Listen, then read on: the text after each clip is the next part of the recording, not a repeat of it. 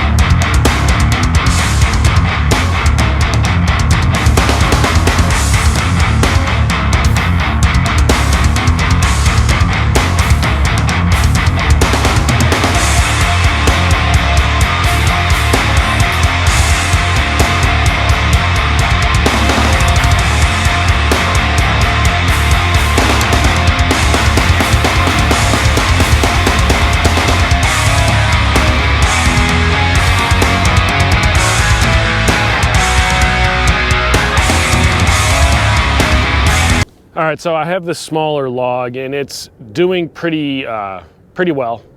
And at this point, like, all the bark is really removed on it. I've started shaping, which is a lot of what you're seeing. But for the sake of moving on, I wanted to make sure that I got the bark removed on the larger log as well. So I'm gonna leave this one where it's at right now and start working on this big silver maple log. Getting the bark stripped off and seeing what kind of condition it's in and how much reshaping it's going to need.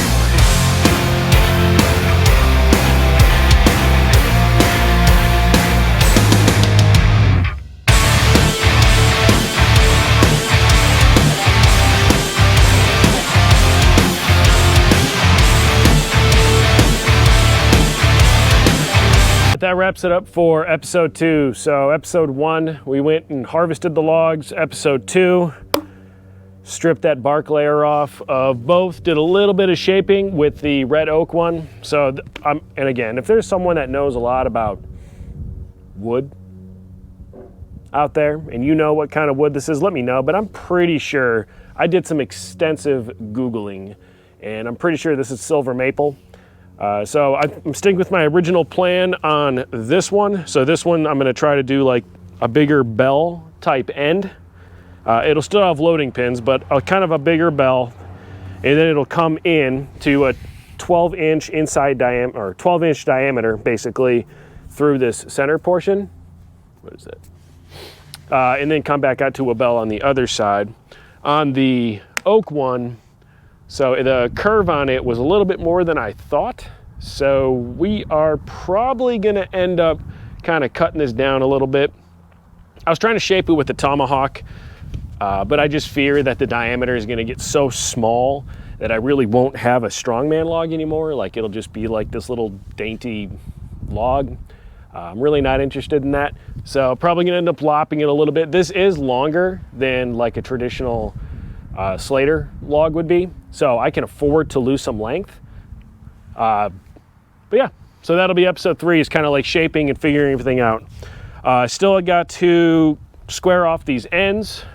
I still, on this particular one, have the big old branch portion to take care of. That'll be fun.